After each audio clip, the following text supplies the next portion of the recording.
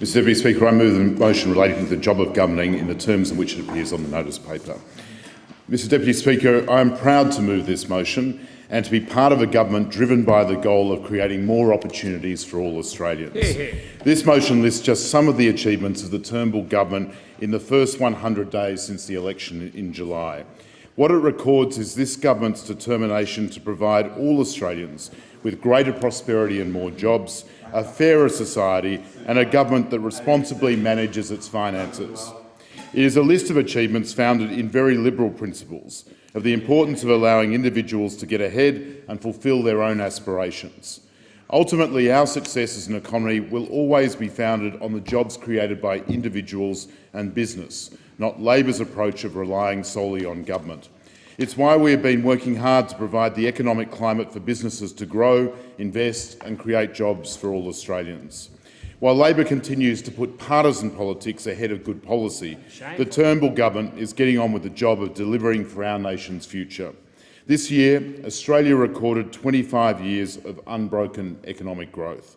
Our economy is growing by 3% faster than any of the G7 economies, and last year 300,000 new jobs were created, the strongest growth in employment since 2007. It is why our economy is truly the envy of the world. These results haven't happened by accident.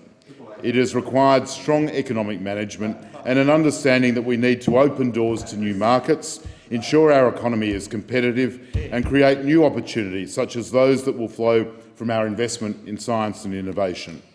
It's why we have moved so quickly to deliver tax relief for middle Australians, tax cuts for hard-working small businesses and a fairer, more flexible superannuation system. And we have supported the growth of our exports by working to secure freer trade with our neighbours. In a world when the barriers of protectionism are tempting some nations with false promise, we have continued to be a strong advocate for free trade. We understand that economies like our own, which have always relied on our great export industries, have the most to gain. And we've been getting on with the job of ensuring the federal government is living within its means rather than burdening future generations with debt. In just the first 100 days, we've enacted $11 billion of budget repair bills. Mr Deputy Speaker, we've also recognised the productivity of our economy depends on ensuring businesses can operate without the threat of workplace lawlessness.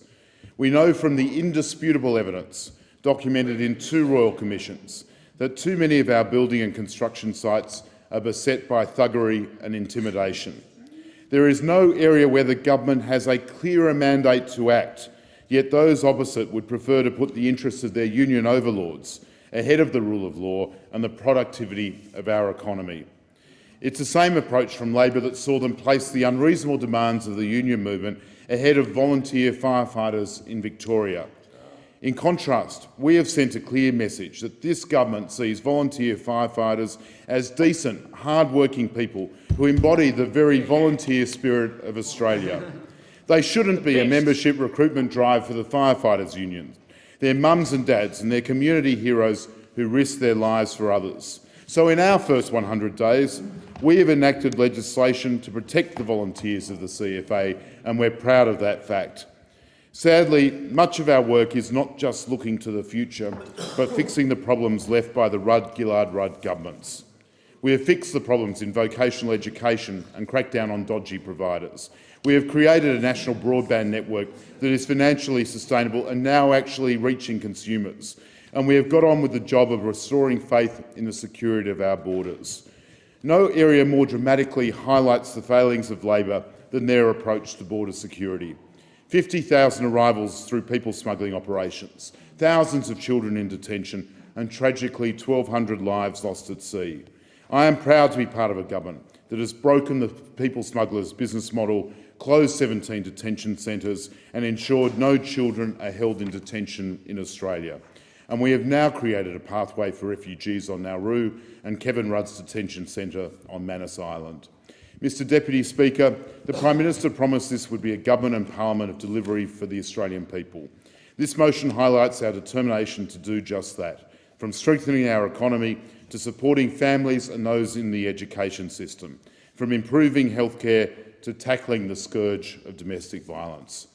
We regard the trust of the Australian people as a deep responsibility, and everything this government does is about returning that trust so we create a fairer, stronger and more prosperous Australia. The honourable